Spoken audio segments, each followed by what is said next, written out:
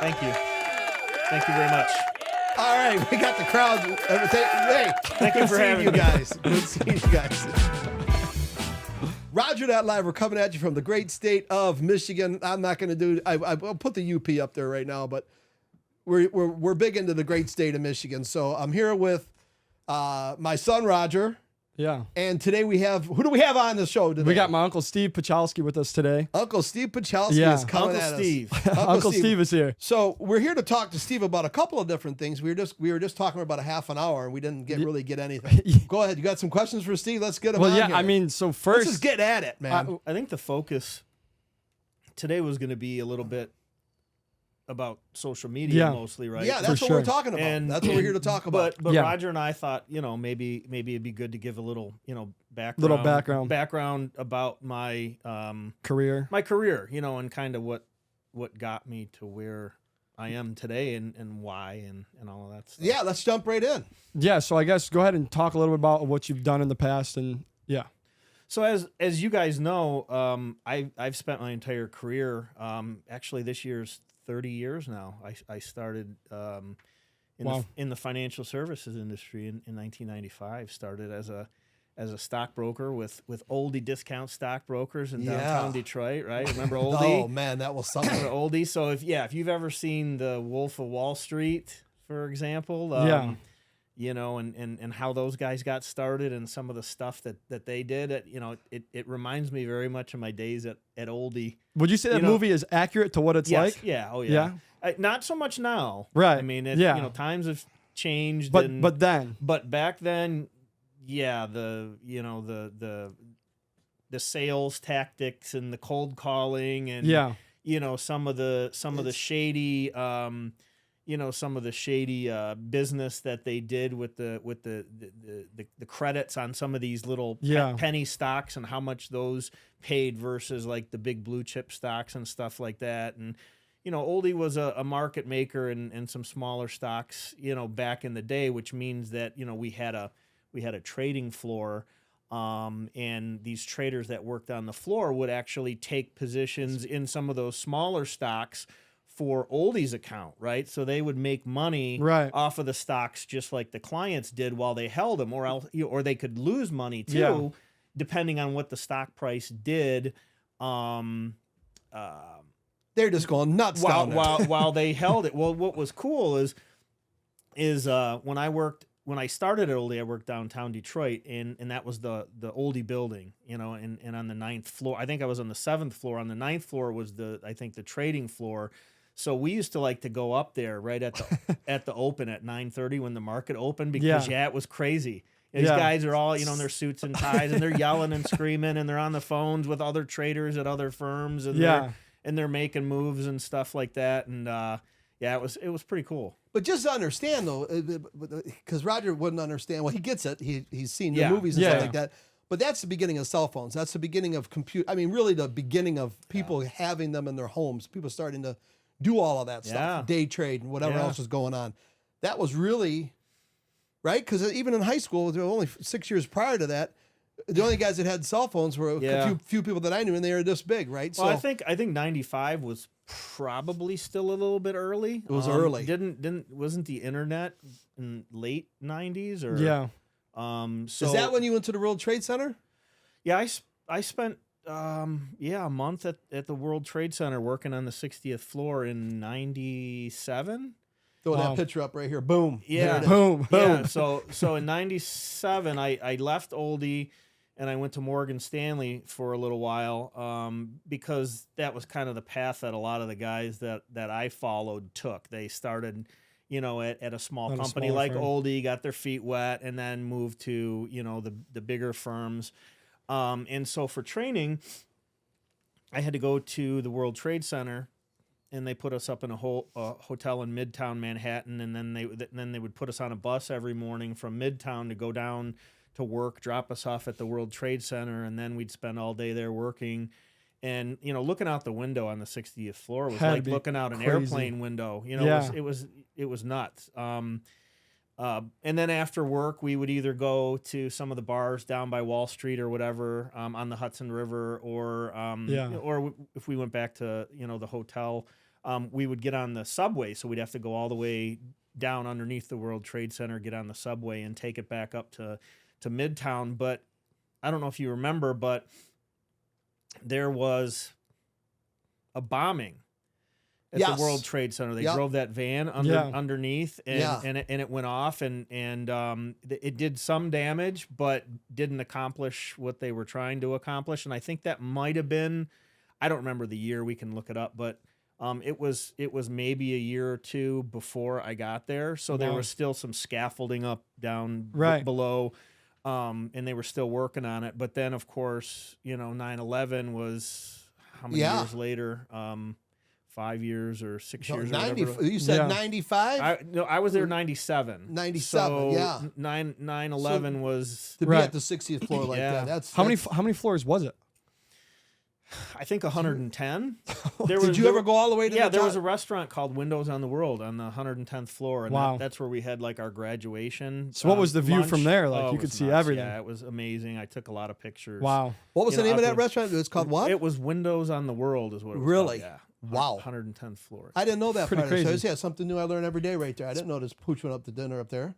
Windows of the World. Yeah, that's amazing, man. Yeah. I don't know. When you go up that high, to me, it's just too much. I get a little bit. But I spent, when you're dizzy. When you're up there, it's just crazy looking out those windows. And I remember spending a lot of time and taking a lot of pictures. But now I think about it and I look back on 9/11 and all those people that were hanging out of those windows because of the flames and the smoke. Oh, man. And deciding to jump because that was the best alternative for them. They didn't want to burn. Yeah. So they're jumping out those windows. To make the decision is and being there though. It's crazy to think that, it was several years later, but I was fortunate at the timing, that I was there before and then gone before it happened.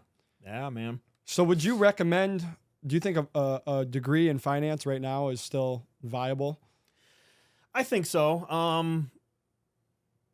I think that, if you had to compare the different types of, degrees nowadays to get, I think that there's a lot of value in business and finance. Absolutely. More so than a lot of the alternatives. Yeah. Certainly, times have changed, and I don't necessarily think that, a degree is going to determine your success. There's so many opportunities out there that are available to people without a degree. And I think you really have to be careful about the money that you spend and invest in a degree nowadays, because I think a lot of people get too wrapped up in, sending their kids to an Ivy League school or the best schools out there to get the best degrees or, at all costs. And I don't think it should be a degree at any cost. I think it should be get a degree for as cheap as you can get it. Yeah. Between scholarships, grants. Absolutely. But don't go into debt up to your eyeballs to get a degree. That's not the worth it. problem. Yeah. I mean, they're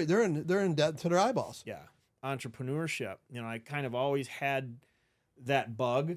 Yeah. The entrepreneurial bug is a bug. Or that kind of mentality. It's a good bug. Yeah. Because most of the people that I dealt with as a financial advisor, I won't say most of the people I dealt with, but the people that had the most money, my clients, were entrepreneurs. They weren't employees. That's interesting. They work for themselves. Sure, the big three, being here in Detroit, I had a lot of clients that worked for GM or Ford or Chrysler. Of course. Sure, those guys made good money Yeah. and they had good pensions and retirement plans and stuff, but the wealthiest people, and by wealthy not always meaning money, but free time, options, the ability to do different things. They were business owners and entrepreneurs. And so I always That's interesting. So there you are, you're watching everybody come in and what they do for a living, they Yeah. right? Yeah, So and so you get to who's see got the what's most going on money with and- everybody, and yeah. it isn't always about money. But what he's saying is it's about the time. Yeah. It's about what you're able to accomplish, what you're able to do, Yeah. and Well, yeah, you could be the richest person in the world, but without family and friends, it's nothing. And time. Yeah. I mean, Absolutely. there are a lot of people that make a lot of a lot of money but have no time, Yeah. especially when you're employed by somebody. And what good is that? Yeah. I got into network marketing, or what a lot of people call pyramid scheme, multi-level marketing, direct sales. They call it a pyramid scheme because it's shaped like a pyramid, and you got to recruit people and bring them in under you. It's like, well, let's think about it for a second. CEO, presidents, vice presidents, managers, little guys. Right. What's that shape like? That's a pyramid. Still a pyramid. It's still a pyramid. The money. I've never looked at it like that. And the guy at the top makes all the money, and the little guy at the bottom doesn't make anything. Right. Well, it's the same thing with multi-level marketing or network marketing, except that it's been called a scam. It's been called a pyramid. It's been called these things. There's been plenty of them out there. There's been plenty of them out there. Sure, there is. But if you're selling a product and moving a product and getting paid for it, right, that's the distinction. But it gets called that. No one sits back and says, "Oh, well, XYZ company over here is a pyramid scheme." Right. They don't call it that. Right. So that has been a definition of that. Yeah. So if I start at your company and I start as the lowly employee at the bottom of the pyramid, how long, if ever, is it going to take me to work my way to the top of the pyramid and become the CEO? Usually one in a million chances. But if I start out in network marketing or multi-level marketing, I could become the #1 money earner in the company within a year, 2 years, 3 years. Yeah. Just based on how hard I want to work, right? Right. Yeah. And I'm always going to be at the top of my pyramid. Sure, I might have come into the company a few years in, and now I'm under a bunch of people that are already in there. Maybe a lot of the people above me aren't doing any work and aren't making any money, but I can come in and I can start my own business and build my own business in a network marketing company and become the #1 money earner no matter when I start, based on how hard I want to work. Yeah. So, there's always going to be that stigma. People don't understand it, but I saw the potential in that business model to leverage other people. I think it was Rockefeller said, I'd rather have 1% of 100 people's efforts than 100% of my own efforts. Does that make sense? Yeah. So 1% of 100 people's efforts than 100% of my own efforts. Yeah. Because I'm leveraging other people Everyone else. and getting a little piece of everything that they do. And that's kind of like most of your corporate structure. You know, if I'm the CEO or I'm the president, you're kind of getting paid off of the efforts of all of your employees, right? Right. And you're the one that's supposed to go out and motivate them and push them and drive the company and make sure that the company's profitable, and you get a little bit of a cut of everything that they do, right? Right. And you can look at real estate the same way. A real estate broker goes out and they get their real estate license and they become a broker. And now as a broker, you can hire other real estate agents to sell homes under your broker's license, and you get a little bit of a cut of everything they do. And if you think about eXp Realty now, for example, they have a multi-level compensation structure because it's powerful.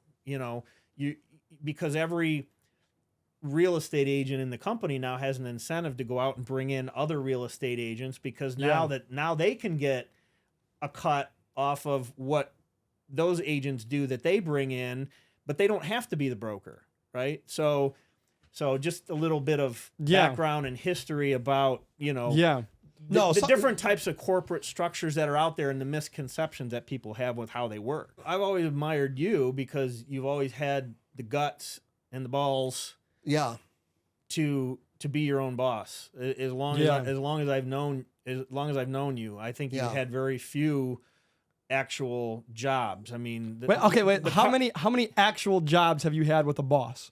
Actual jobs with a boss. Yeah. 2. So 3. Well, at the store, the family was the boss, right? Okay, Okay, sure, that was fine. So that was okay. So then, we're not going to count that one though. Family business. No. Okay, so it would be O.C. Welch, Fort Lincoln Mercury, right? South Carolina. And then I went to work for J.C. Lewis Ford, Savannah, Georgia. And then I went to work for another family at Audi I'm sorry, Audi VW, AW. What am I thinking about eating? Audi VW. I didn't work at the Mercedes store, Chrysler, and used. I also worked at that store. And then I came back up here. I worked at Jerome Duncan Ford. So it's all car sales. All car sales. And then I went to Noonan. And then I did work for a van company for a minute. To say the least, your there you go. Your experience. That was when I said to myself, your experience wasn't great, right? No. I mean, you were busting your butt. Oh man, as an employee. As an employee at the dealerships down south, it was nothing like the guys that had up here. So now, how many years has it been since you had a boss? How many years have you worked for yourself?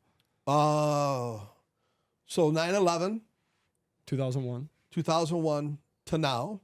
So 24 years. And then before that, it was from birth to 1997. So really only 4 years you worked underneath someone of your entire life. My entire life. And Wow. there's great times. There's absolutely phenomenal. There's great times, and then there's bad times too. Certain amount of challenges that come along with being self-employed, just like there are with being employed. You know, a lot of people look at a job or working for somebody else as security, job security, but they could let you go tomorrow. And absolutely. And then what, right? Yeah. You know, they're not loyal to you, but so many of us are loyal to them, right? So with network marketing, as one example, you're building a residual income, meaning an income that comes in no matter whether you work that month or not. Now that takes time. That doesn't happen right away. Yeah. But eventually, I think it was about 2.5 years into our time in network marketing, we were actually making a little bit more money every month at that business than I was making at my job. Wow. So I guess this is geared to both of you guys. So how important do you guys think it is to have multiple streams of income? Because I think that goes along with what you're talking about too, because you have your job, but then you're making more money doing that. So how important is it to have multiple streams of income coming in? I think that it's really important to have multiple streams, because if you're, and it isn't multiple streams all at once. Well, right, yeah. So this past week's a good example. So we did a job, and then I got another phone call on this dirt. And then we had semi trucks pick up dirt and move dirt around. Yeah, no one knows that I do that. No one knows that I'm involved in anything like that at all. We moved 50 tons of 21 AA crushed concrete. Mm-hmm. Now, what the hell am I doing that? But luckily, that call came in. That's something I've worked on for a couple of years. Call comes in, we're able to move it. I get the semi trucks move it. I pick up a few dollars on the side. And I'm glad that I put that out there, and I've worked on it for 2 years. But I also have another couple means, and we'll talk about those another day. But when those things happen, you got to put a lot of time into it. But then you get the phone call. So it helps out a lot. You got to have a lot. Different irons in the fire. Different irons in the fire. I mean, but people always say, well, you should concentrate on this and concentrate on that. Well, sometimes you just can't. It's not happening at that point in time. It's the weirdest thing with the construction industry. We'll do a bathroom, and I've said this a million times, we'll do 15 bathrooms in a row. Then I'll do a kitchen, and we'll do a couple kitchens in a row. So whatever we're doing seems to be what's happening. So I'm doing somebody's bathroom. Somebody comes over in their family. Oh, my God, look at the bathroom. I want to have my bathroom done. Then that's how it goes, right? But you're not always... But you're not at the same place. You're not with the same people. You got a lot of great people out there, right? There's more good than bad. You run into a few bad apples, and those ones hurt too. But it hurts at work if you're working for somebody. It hurts out there if you're working for yourself. But there's great times too. There's absolutely phenomenal times. So I think multiple streams is a must. Yeah. But when you get burned a few times, it makes you think about that stream, man. Right. And sometimes you got to walk away from it and get a breath of fresh air, and you just recoup and get going again, because you can't not do anything, right? But I like to be involved in more. Yeah. But it's just how much can one person do? And like what you said about Rockefeller, I like that. Yeah. Well, nowadays it's super important, because if you look over the last, whatever, 10, 15, 20 years now, it seems that the cost of goods and services is increasing a lot quicker than tenfold than it was before. than people's incomes, right? Their salaries. We're And all so, in the same ship. So it's very hard nowadays to make a good living off of one job or even both spouses working, right? So Yes. it almost seems like you have to have, those multiple streams of income. And Yeah. again, I've firmly believed that, again, since being let go from my job in 2009, that, everybody should have some sort of side hustle Yeah. that could turn into something full-time right. or significant if you lose your job. Like if you lose your Absolutely. job, while you're looking for another job, at least you've already started this thing over here. Yeah. But you can jump in with both feet now while you're still looking for another job. Not saying don't work a job, but there's so many opportunities out there nowadays, especially, with social media, Yeah. your podcast, Absolutely. these Instagram, these TikTok, like my daughter, Avery, we've Yeah. talked about Yeah, it. yeah, She for sure. started, doing her makeup on TikTok and doing, Boom, put Avery up. Yeah. And she, she's testing out these, lip liners and, skincare products and all of these things. And then she gets views on her videos and she puts the link to these products. And then if people buy the products, she gets a commission. She gets off a it. commission. So Yeah. like I think it was last December, maybe it was because of the holidays or whatever, or Christmas coming up. Sure. But Could have been. she was making like $150 a day. So Yeah. you got these teenage. That's a lot of money, man. Well, yeah, $100 a day is $3,000 a month. That's a lot That's of more money. than Yeah. some people are making at their jobs, right? Yes. Yeah, for sure. So, these kids now in their teens and 20s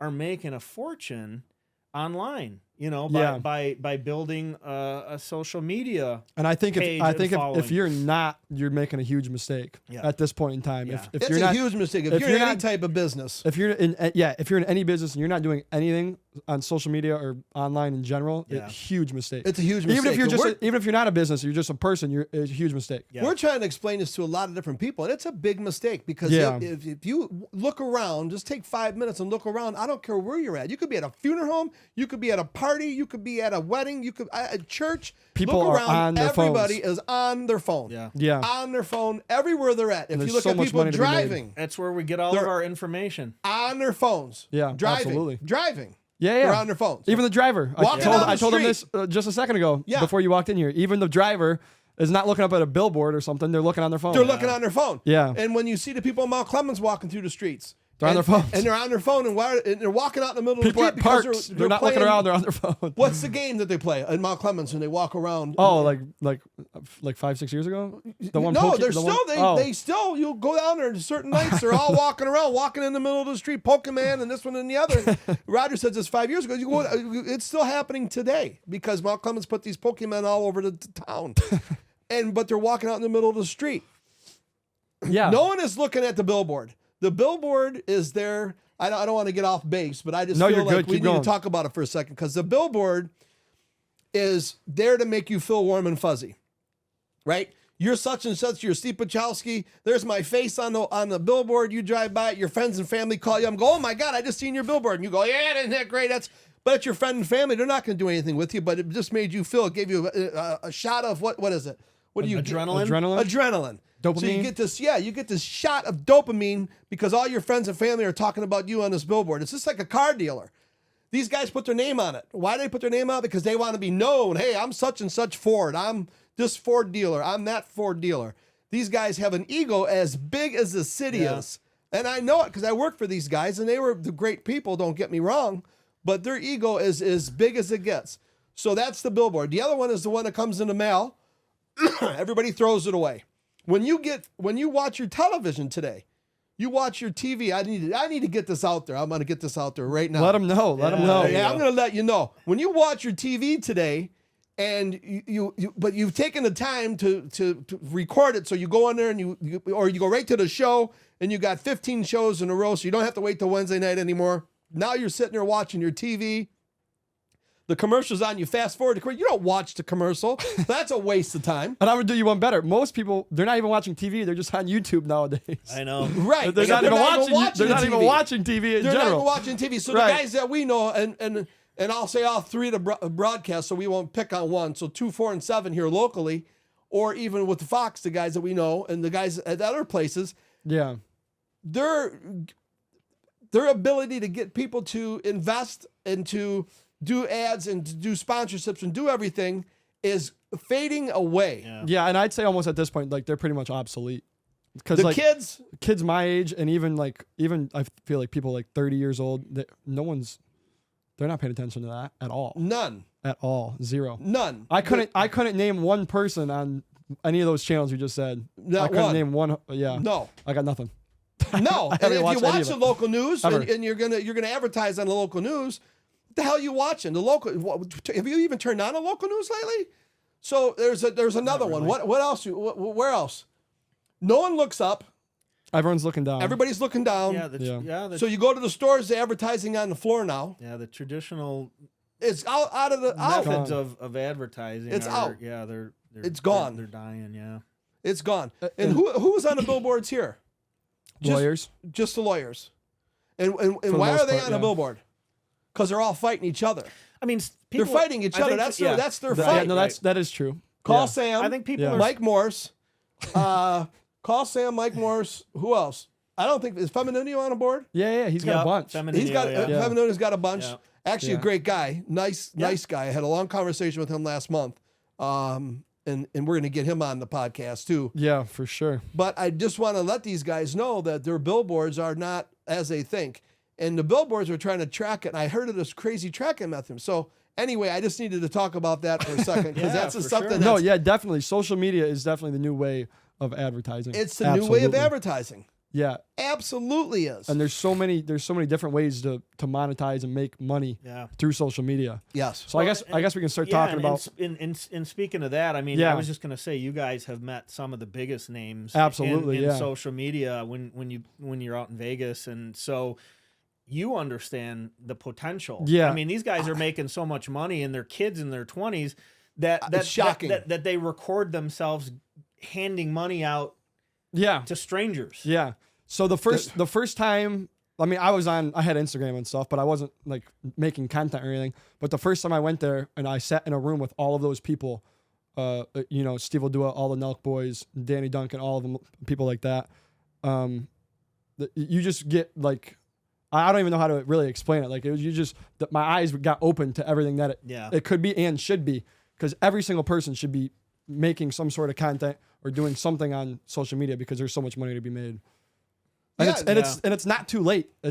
We're still early. Never. We're still super early. Never. I mean, there's so many examples that I see, and you've probably seen too, of people who get started and are making significant money in 6 months, a year, 2 years. I mean, if it took you 2 years, I mean, regardless of how old you are, if you never had to work again because you've built something over 2 years that will generate enough income for you to live the lifestyle you've always wanted, is it worth it to most people? I mean, even if it's just on the side, if you're spending an hour or two a day, creating content to post on social media and just doing it on the side while you have a job. What if 6 months down the road it was generating enough money where you could quit your job? Or if it was a year or 2 years? And then think about how much more time you would have from that. Then it can just grow. You edit, and you produce. Though you spend a lot of time. Well, yeah. Well, there's a lot of time involved in that because he doesn't want to give up his. Creative control, but let's be honest. You don't have to. Right. You want to because you want to keep creative control. But what a lot of people do is hire content. Yeah, absolutely. Content creators or editors. Yeah, for sure. If it makes financial sense to do that, and you have the means to do it, you don't even have to do a lot of the work. So that's where we're going. That's where we're headed. Because I got tired of watching kids in their teens, in their 20s, building these followings on social media, and like rewind it, 15 years when, I got into network marketing and direct sales and all that stuff. That's when people just started to do the blogs and things like that. And I had thought about doing that because I knew that building a following of some kind on social media was going to be important. Yeah. I saw people in my business back then building followings on social media and that helping them to grow their business. Yeah. Because they could sort of put it on autopilot. You could record a video or create an email list that would do the selling for you. So now you're using technology and you're leveraging, these systems to help you generate an income. So, for sure. So I knew that building a following on social media was going to be key. Yeah.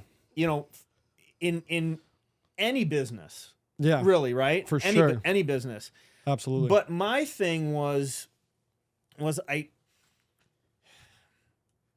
like to get up and get in front of people and educate people. I've done that, in a few of my jobs, and I did it in network marketing, sharing my knowledge of how to go out and build a business, or I did it, as a wholesaler. I'd get in front of financial advisors and tell them about our products and stuff. But I wasn't as sold on the idea or excited about the idea of getting on camera and doing it online. It's difficult. Or having to kind of create some sort of piece of content every single day and put my face out there and my name out there. So again, I got tired of waiting. I got tired of watching these kids make all this money online. So last year I decided to start what they call a Instagram theme page, right? Yeah. So it doesn't have my face or my name on it. But it's wealth related. It's money related because that's my background. And right? the name of it is? It's Wealthy Sense. Wealthy Sense. Wealthy.sense. Yeah. So WEALTHY.SENSE. Yeah.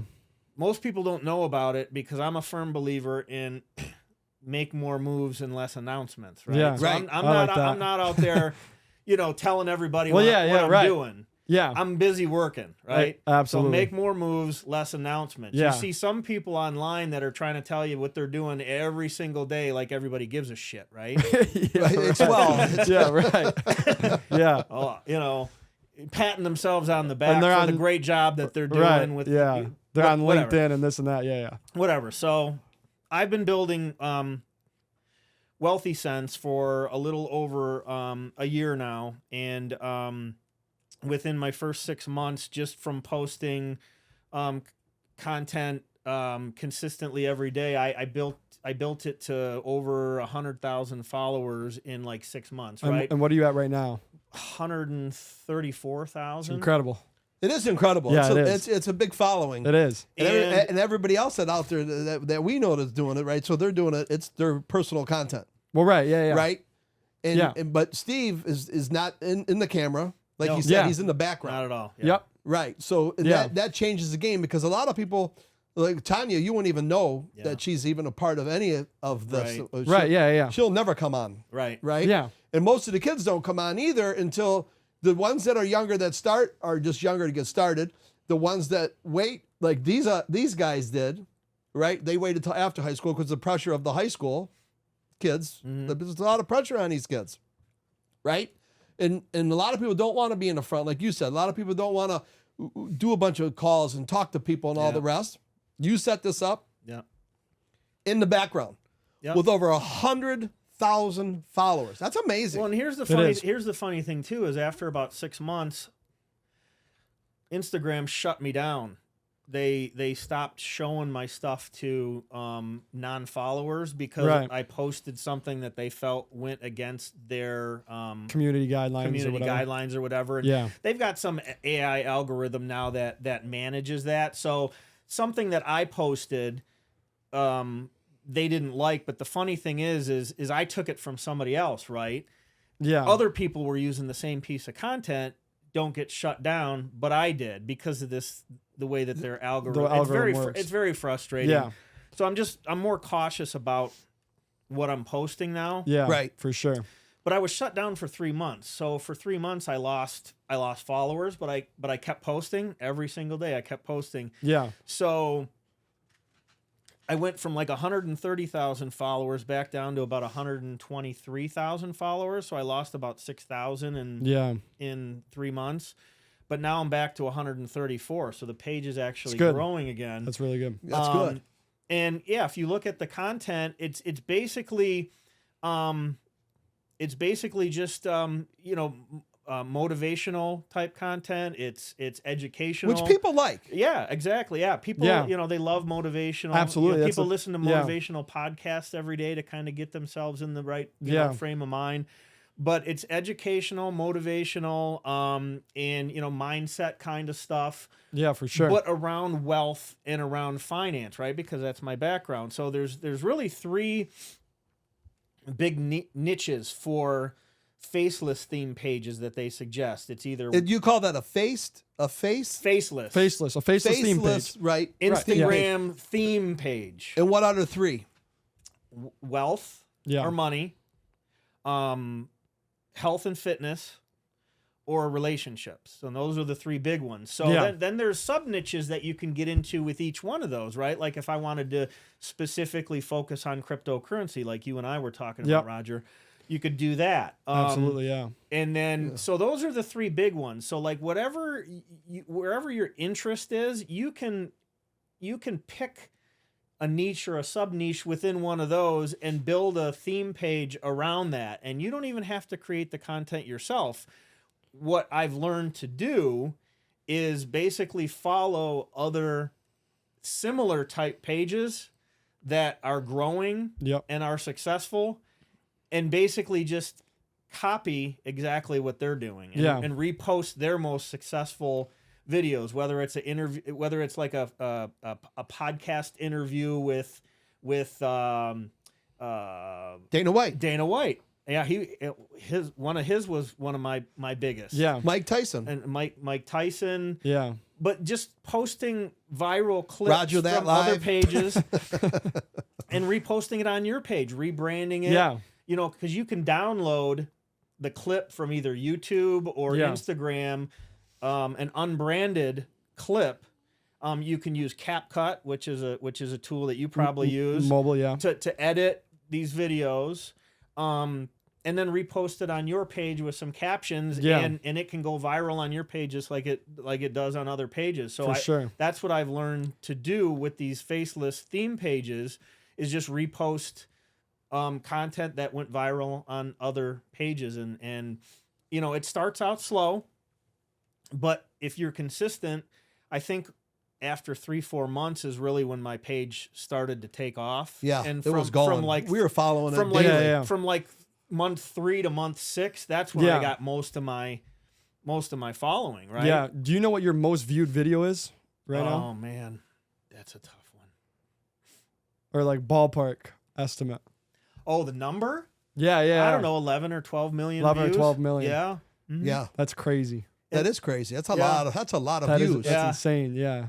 Yeah, and I can't remember which one. I think it might have been the one of the little girl coming up the stairs. Oh, crying. It definitely was. Yeah. She come up the stairs crying about her dad calling her a Democrat. Yeah. That's definitely that one went crazy. Then you reposted a couple times and it did. And what's funny is the mother who posted that reached out to me. Did she really? Yeah, no. Yeah, wow. She reached out to me. Yeah. She goes, That's hey. awesome. She goes, hey. She goes, how did you get it to do so well? Because she's posted it and she didn't get nearly as much as the you views did. that I did. Really? We need to post that one, Ron. That's a good one. Because I did see that. That was good. We need to post it for the hell of it. Yeah. And see what happens. So the mom calls you, or she not calls you, she but messaged me. Yeah. Messaged you, so right. she was cool. So that's funny. So I didn't know whose video it was. I usually like to give credit. If I know where it came from, absolutely. I'll credit the creator so we don't cause any issues. Right. Well, I didn't know who she was. she saw it somehow. Yeah. Probably because it was showing up in everybody's feed. Yeah, That's yeah, hilarious, yeah, And man. so she messaged me and we're cool and I just told her, you know, who I was and she was fine with it. You know, I Yeah, thought she was going to that's get mad because it was her daughter and I was reposting it, but Right. everybody was sharing it. Oh my God, Yeah. it was all over the place. Yeah, it went pretty that was a viral. good one. Yeah, it was. And so it was kind of funny. But then that Dana White one, I didn't know whose interview that was either. It was the one where he talked about he'll never go to a doctor again for, Yes. you know, unless he really he broke his arm and needed a cast or a surgery or something. But for his general health, he said he would never go to a doctor again. And the interview, it was a podcast with, was it Big Boy? Yes, it was. So it was with Big Boy, but the Creator? the cut that I got was only after. had Dana White in it. So I didn't know where it came from, right? Right, So yeah. I posted it and that got a bunch of views on it, right? And then I get a message from Big Boy and he's like, hey, why are you posting my stuff? You don't even give me credit for it. I'm like, dude, I'm sorry. I didn't know it was Right, yours. yeah. You know, I said I got the cut. Yeah. I got a clip without you in it. I said, I'm sorry, man. Right, yeah, because you would never have known where it came yeah. from. And he was cool with it too. But yeah, I guess he's lost a bunch of weight. I did notice that Yeah. a lot. Did he of change weight. the name or is he still Big Boy? I think No, he's still no, Big he's Boy. still Big Boy, but he's not so big. Yeah. Yeah. Because all these guys are jumping on the bandwagon, But man. it's cool. But Dana it's- White's got so many people healthy. It's crazy. It's cool too to kind of watch some of the views that you Yeah. get, because Instagram, if you look at like your comments or your likes or whatever, Instagram now has if you have a professional account where you can get all your statistics and all your insights and everything, at the top of, like, if I click comments, it'll show, you know, anybody who's made a comment or liked or whatever, but at the top it says priority. Yep. So it tells you the big pages, that are have actually interacted interacting with your page. Right, So if they've yeah. got a couple 100,000 or 1 million followers or whatever. So I've had Vanilla Ice like one of my posts. That's cool. I think I got Kirk Herbstreit Wow. follows my page now because I saw him on there. David Allen Greer interacted with one of my posts. And then who's the guy's name? Is it Frank Grillo? He's on Tulsa King and some other Yeah, maybe. TV Oh, he's shows. on the show? Yeah. Yeah. Okay. Frank Grillo. Yeah, he's an actor. It's pretty cool. Him. God, there was a few others too, but it's fun to. It's fun crazy to to see interact that, with yeah. everybody in that manner because when we have those instances, Oh yeah. he'll call in the middle of the Yeah. night and say, hey, whatever, Yeah. Snoop Dogg or this one. And, LL Cool J. LL Cool the J. LL Cool J one was cool. right? And we Yeah. were like, oh my God. And I'm trying to figure it out in the middle of the night, like, what's going on here. But yeah, because that's today's world. Today's world is you can touch anybody's Yeah. hand, right? Yeah. It's a different world. Yeah. You couldn't touch all these people before. Right. You could not get in contact with all these people before. And that's the thing that Gary Vee, he just talks about it. Yeah. It's a nonstop. It's the same verbiage. It's the same everything. It's amazing that those people will get back to you on something. Yeah. But it's not, I'm not putting them like those people, but I mean, how else are you going to contact them? Sure. Right? Yeah. That's wild, man. So- like even the mom getting a hold of you. That's a riot. Yeah. That Because- actually is pretty cool. Yeah. That is I don't know really that part. cool, man. Yeah. So we got to see if she reaches out to us. Yeah, We're 'cause going to do that we'll video clip it right up. away. We'll Let's clip clip it it up. up. Well, I think that worked at the time I posted it because it was relevant at the time. Absolutely, It was yeah. around the election, right? Yeah. And people were just So going the timing, crazy the about it. timing was good. Yeah. Yeah. So, what do you think is the best tip you could give someone right now to gain a following as quick as you did? Is it being consistent? Is it the quality of what you're posting? What have you learned over the past year in doing your theme page on Instagram?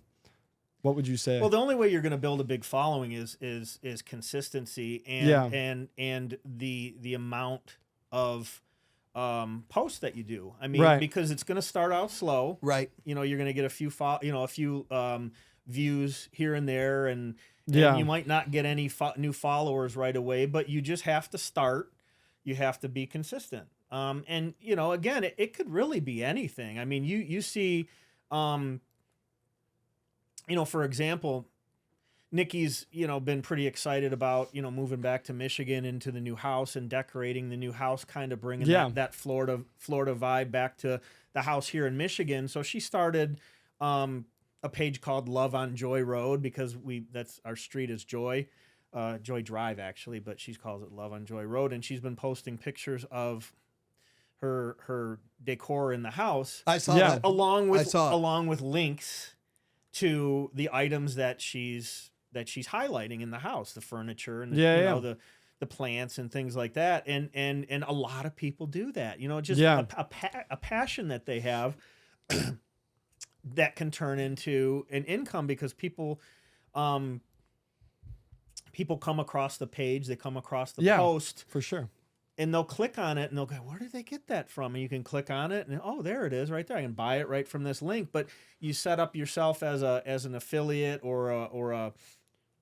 set up an account with these stores. There's so many stores now that allow you to do that, like Target. Set up an account where you can post your affiliate link and get credit for people buying stuff through your webpage, right? Yeah. So it's just getting started. It's pick a niche, something that you're interested in, and just get started and be consistent with it. But I think, and more importantly, too, is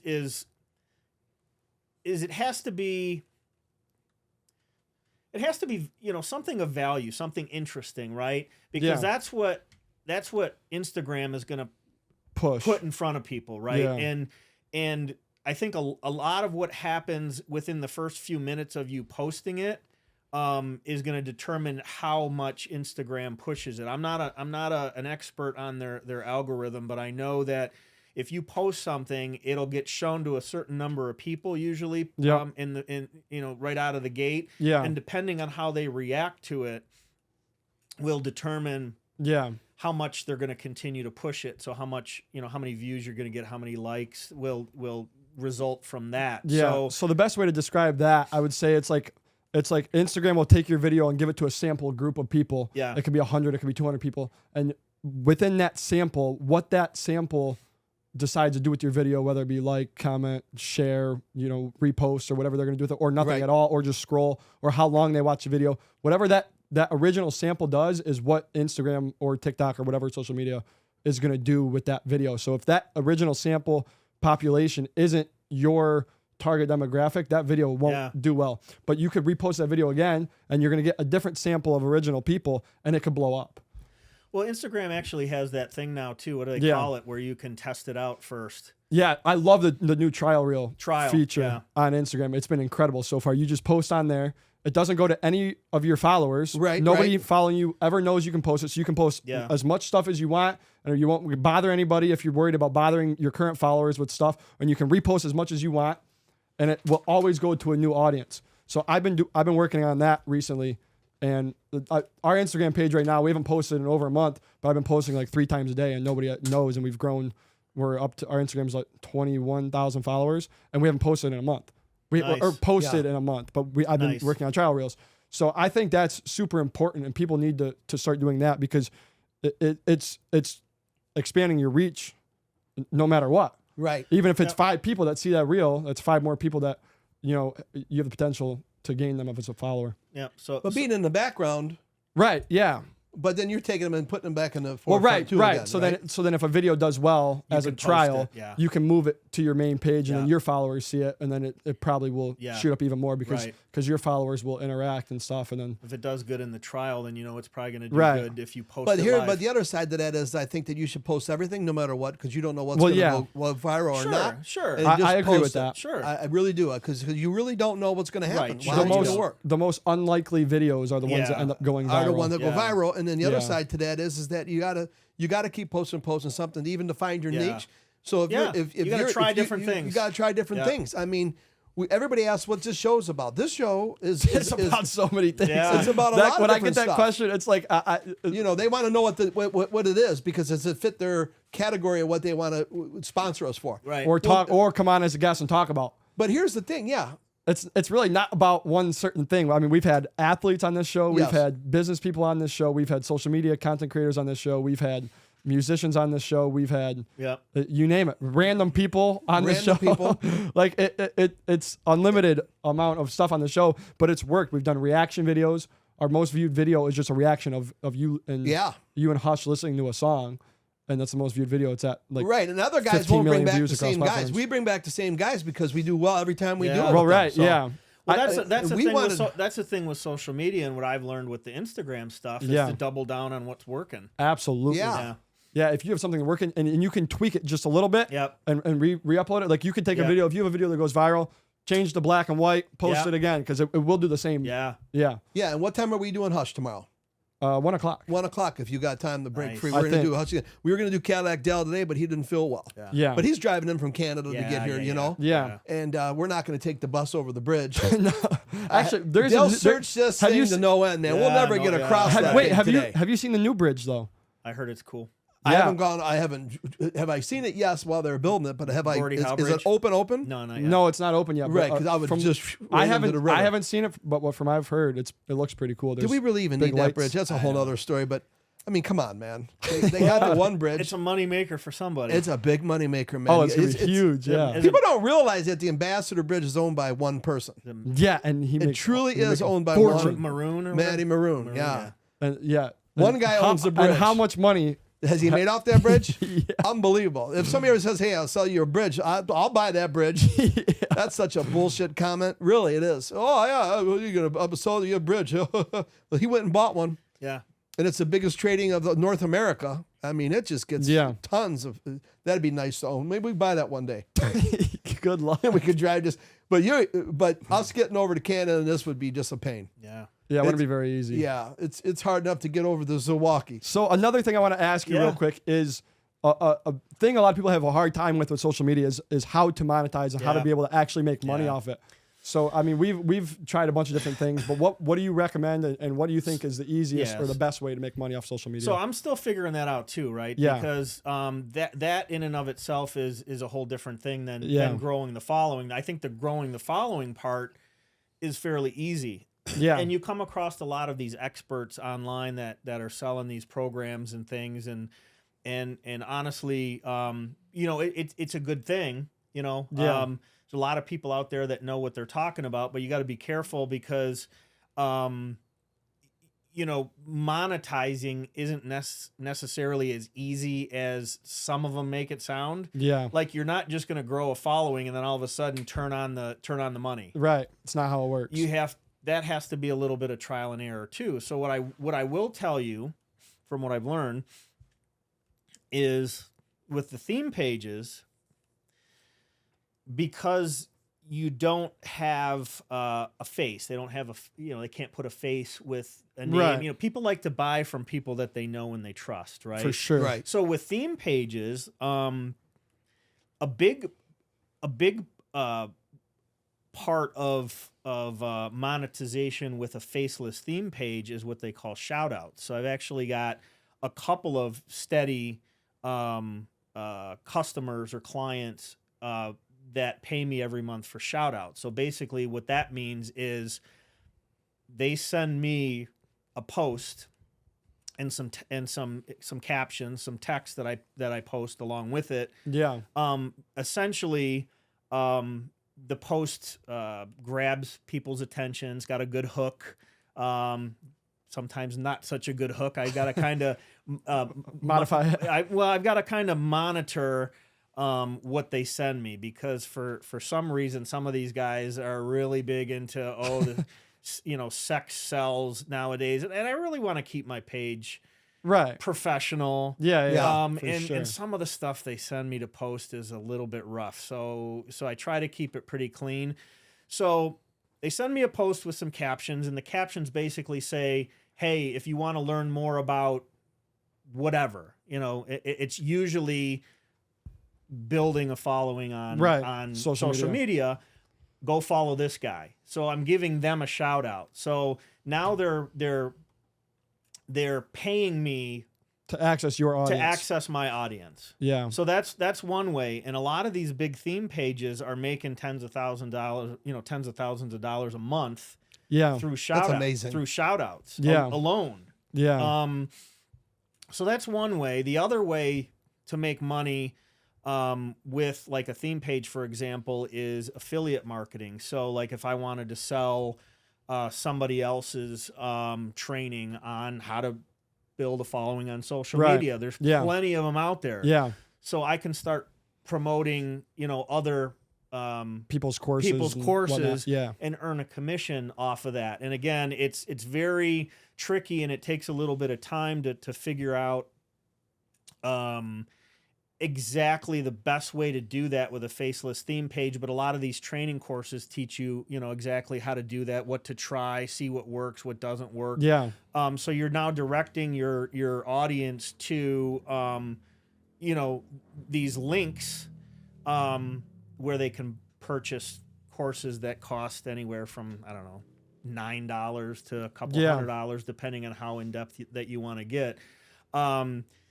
So there's various different ways that you can make money with the theme pages. A lot of people suggest too that along with the theme page, to start a personal brand, and I'm not quite there yet because I'm still working. And the message with a lot of these pages is, let me show you how to fire your boss and quit your 9 to 5. Well, I don't really want to put that message out there just yet. You know what I mean? Yeah. So, but what a lot of people do is Steve wants to fire me, right? Everybody's watching from his work. Well, wait a minute, what's going on here? So what a lot of people do is, along with the faceless theme page, they'll create a personal brand where now they've got a page with their face, and they'll try to direct a lot of the traffic that they get on their theme page over to their personal brand, and that's where they do the selling, because now they see a name, they see a face, and they you can build trust and rapport with those people over time, and they're more likely to buy from you. Another way to make money with these pages is at some point you can create your own product and earn 100% of the commission. For sure. And now with AI, you can have AI, pretty much create any kind of product for you that you want to sell. Like a lot of people will create a 2-page, how-to guide for whatever on Canva or something, and sell it for $19 or $20 and sell 1,000 of those a month and make 10 or 20 grand. Because again, I think there's so many people out there right now that want to learn how to build a following on social media, but don't know where to start. So then would you recommend one of those courses or something to learn how to do social media and create a page? Well, there's a link on my page. Yeah. If somebody wants to go check it out, wealthy.sense, you can go click the link on my bio and check it out. There's a few different people that I follow. The ones that the link that I have there is person or team that I've been learning from. Or started out learning from last year. So, but there's a lot of them out there. But I mean, but don't ever buy a follower though. No, right? No, don't because you can see that people don't realize what happens there either. You can buy these followers, and then Roger and John, that was John earlier that was calling. Yeah. So I sent him a picture of Pooch real fast and said we're in the middle of a podcast like he does to us. You're right. But you check and see this guy's got, let's just say he's got 1 million followers. And then you look and there's no comments. Yeah. That doesn't make any sense. Yeah. The reason it doesn't make any sense is because he doesn't have any followers. They're robots. Or whatever you want to call it. They're some kind of a bot. Right, Raj? Interaction definitely is big. And we try to answer. Do you answer all your own? We try to answer it all. It's a lot. It makes sense to try to comment and answer people's comments pretty quick because that helps with the engagement. But yeah, you definitely don't want to buy followers because a lot of times they're fake, they're bots. Yeah. And you're trying to build a following, genuine following of people. Yeah. That you can engage with. And so all of my growth has been organic, and it's inspiration. I like that. Yeah, it really is inspiration. Whatever sort that you're talking about, it's inspiring to watch it. It's fun to watch it. Yeah, and it's interesting. And so people like to have a little piece of that every day. I like to like I said, I like to educate people. I've got 30 years experience in financial services, and I've always enjoyed sharing my knowledge with people. And I was trying to find a way to do it online. And again, at least initially, without having to show my face. Yeah. I probably should be posting more educational type content.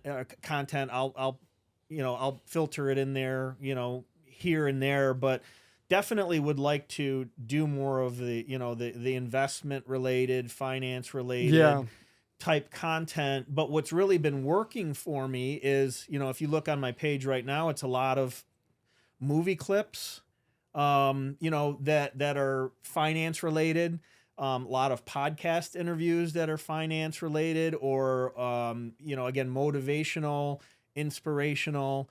But yeah, just borrowing movie clips, podcast clips, you name it. That's really what's been working for me. And like you said, you just got to try different things to see what's going to work for you. I actually started a different page when I got started last year. I started a different page and was posting for maybe a month or so, and just really wasn't getting any kind of traction at all. Yeah. So I tried a couple of different things, and I finally said, well, maybe Instagram just doesn't want to, promote this page or whatever. So I shut it down. I started a new one, and it's the new one that, that worked. Again, I had to, try different things and tweak things a little bit, but you gotta, you gotta keep doing that and just be consistent. And like, I'm not tech savvy. Yeah. And that was one of the things that sort of held me back. Like, I'm learning slowly how to edit things and how to find content and edit it and post it. I'm still not great with it, and I don't have a ton of time to do that because I work the full-time job and I have the family.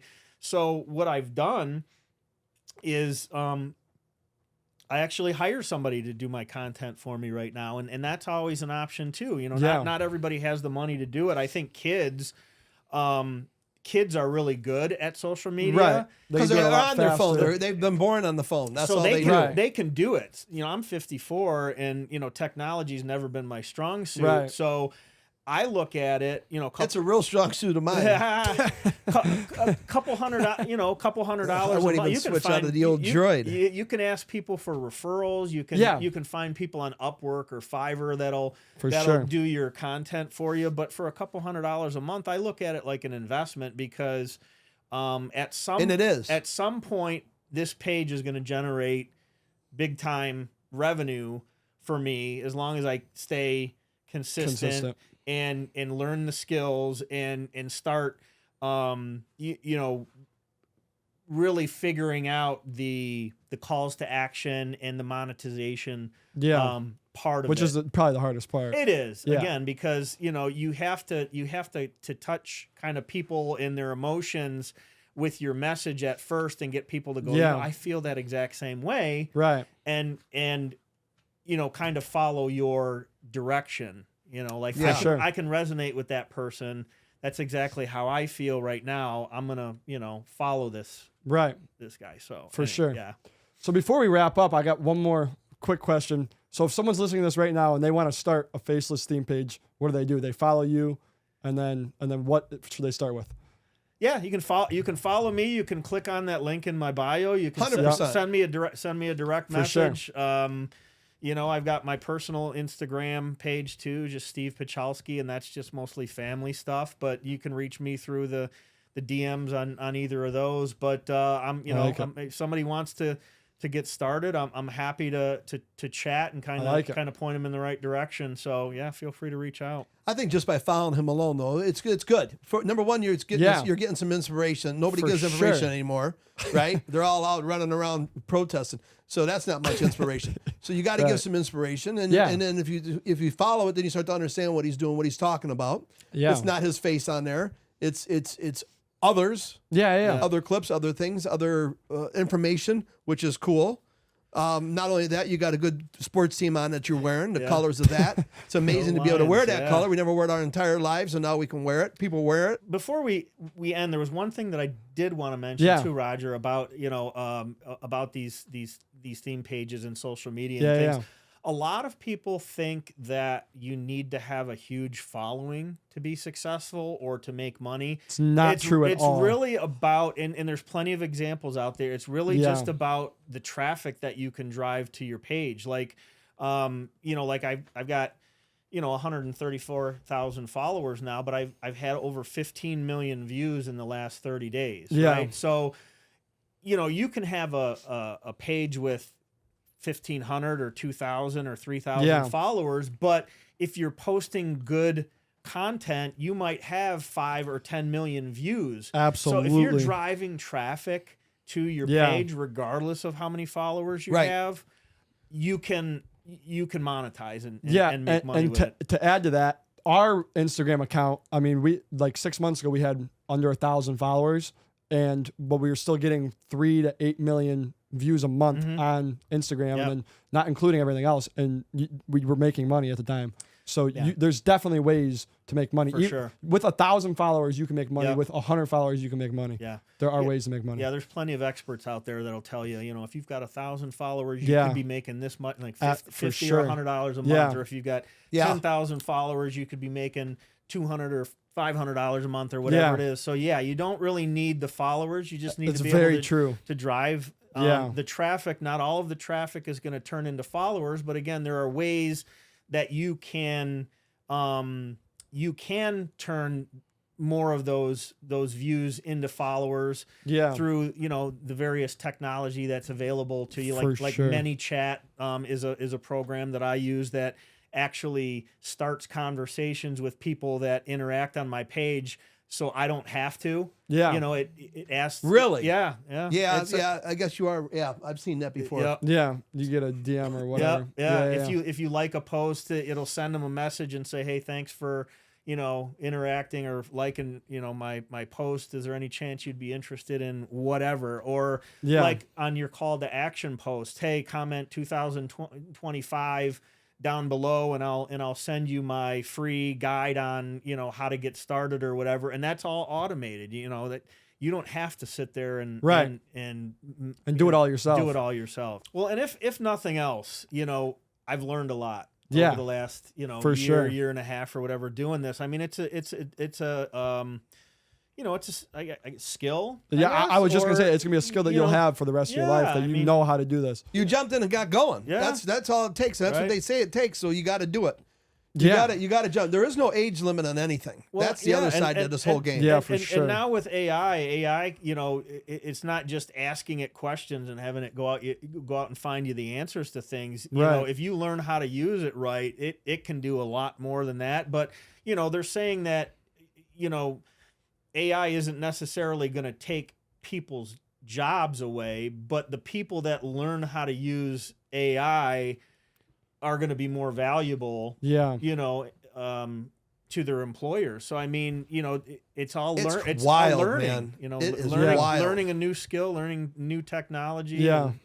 The AI thing is wild to me because I wanted to get, and just for an example, I wanted to get a dove and a warplane put together as one. And I tried to explain it to Vanessa's dad about just putting it together for me. He's a great artist, and I've talked to Ben about it, and nobody's really come up with it yet. He said one day he will. Vanessa's dad out on the West Coast. Yeah, right. But I asked AI just to see, and sure as hell, man, it put it together, and it shows up on the page. And a few months later, I'm just going, this is crazy. Yeah. Well, at Michigan State, every single class I'm in right now, they encourage you to use AI. There's no one, like a lot of high schools right now, and it's different. Like Christian school, like if you use AI, whatever, you're gonna get an F or you fail the class or whatever they're telling you. No, but at Michigan State right now, almost 100% of my classes that I've taken there encourage you to use it. They want you to use it, and a lot of the essays they make you give it a prompt, right, and then you have to decipher what it did good and what it did bad and stuff like that. Really? Yeah. So at the bottom of it, you actually throw that in as a part of your comments. Well, if you wanted to, yeah. I've been using it a little bit more at work. Have you? For my job too? Yeah. Yeah. In what areas, for example, is it emails, things like that? You're just touching up, making it more crispy. No, so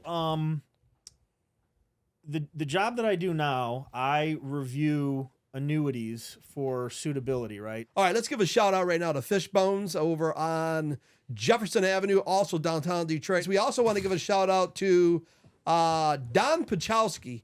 As you can see as you look throughout this place and in the outside, all the vinyl, all the tint And then the other tint is kind of more like a glazing type of a tint. And plus the Roger that behind Steve Puchalski. His brother did all of this. Nice work, Don. Yeah, he did a nice job, didn't he? He did a real nice job. He put together these here. The I don't know if it needs to be go in front of here. The media VIP passes. Nice. And they're pretty cool. And there's our media crew. And these get you into all kinds of different things here in town. And also in Las Vegas, you wear this, you get pretty much front row anywhere you want to go.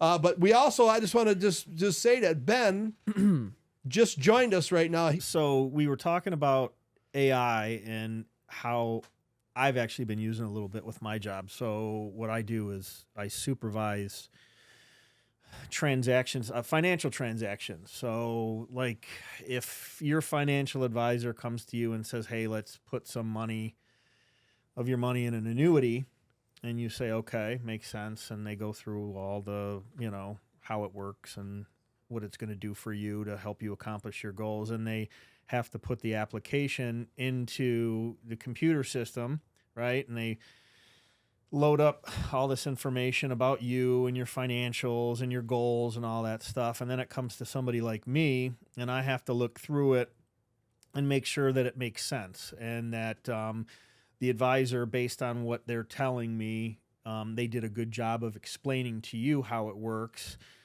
So I have to determine the overall suitability of it, right? So, in the past, that was all manual.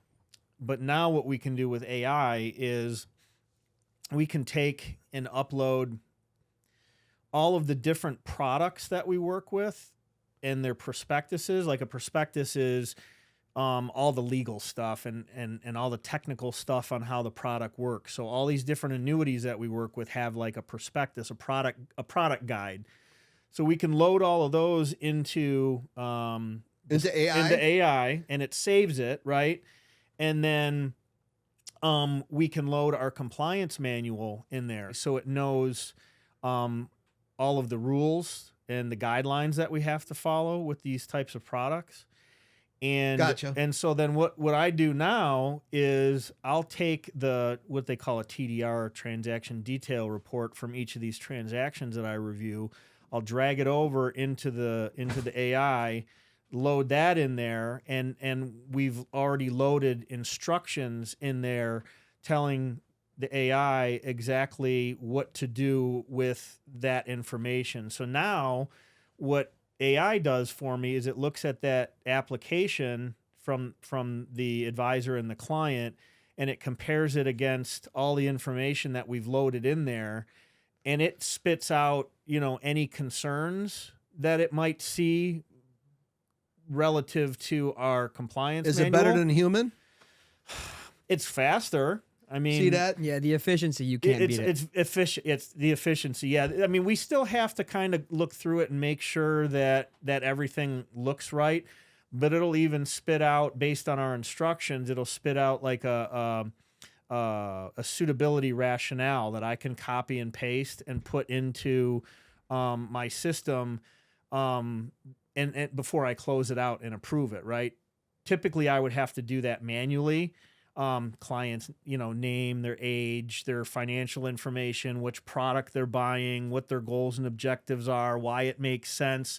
Now AI will generate all that based on the application that I put in there and all of the other information that we've loaded into AI. And is it pretty comparable? Yes. It's really? It's pretty accurate. See, that's the thing. We were just talking about it, and it's pretty accurate. Yeah. Yeah. For us, it's about efficiency. Because we we're reviewing, a lot of transactions. And so that definitely helps speed things up. Well, I got to say that I appreciate you coming out here talking. Yeah, we're going to have you back on again, and we're going to do more.